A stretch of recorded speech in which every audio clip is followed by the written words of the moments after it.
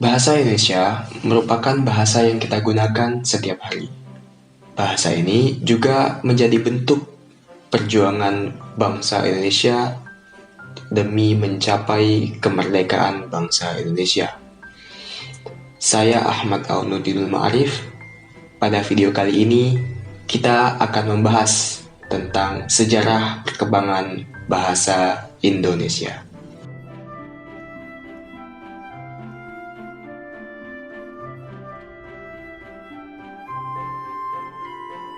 Fase ini ditandai dengan Sumpah Pemuda pada tahun 1928 yang menjadikan bahasa Indonesia sebagai bahasa persatuan.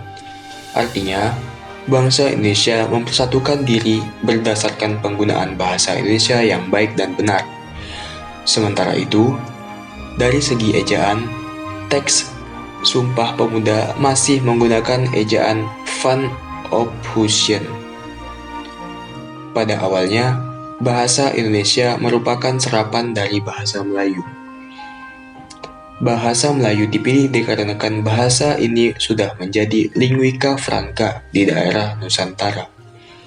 Sejak zaman Kerajaan Sriwijaya, orang-orang dengan bahasa ibu yang berbeda-beda menggunakan bahasa Melayu sebagai bahasa perdagangan dan bahasa pergaulan.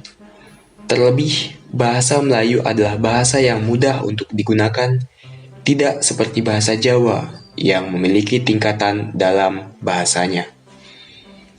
10 tahun setelah Sumpah Pemuda, tepatnya pada tanggal 25 hingga 28 Juni 1938, dilaksanakan Kongres Bahasa Indonesia yang diprakarsai oleh Raden Mas Soedarjo Cokro Sisworo. Ia merupakan seorang wartawan harian Surat Umum Surabaya. Topik-topik KBI 1 seperti pengindonesiaan kata asing, penyusunan tata bahasa, pembaruan ejaan, pemakaian bahasa dalam pers, dan pemakaian bahasa dalam undang-undang dipandang sangat relevan dengan perkembangan bahasa Indonesia saat itu dan masa-masa setelahnya. Bahasa Indonesia sebagai bahasa resmi negara. Fase ini berlangsung sejak tanggal 18 Agustus 1945 melalui penetapan Pasal 36 Undang-Undang Dasar 1945 hingga seminar politik bahasa pada tahun 1999. Fase ini diawali dengan pembacaan teks proklamasi oleh Soekarno-Hatta pada 17 Agustus 1945. Sehari kemudian, bahasa Indonesia ditetapkan sebagai bahasa resmi negara melalui Pasal 36 Undang-Undang Dasar 1945. Pada tahun 1947, muncullah ejaan Suwandi yang merupakan sistem ejaan Latin untuk bahasa Indonesia sesudah proklamasi kemerdekaan yang dimuat dalam Surat Keputusan Menteri Pengajaran, Pendidikan, dan Kebudayaan yang merupakan penyederhanaan dari ejaan Van Ophusen. Contohnya adalah perubahan OE menjadi U.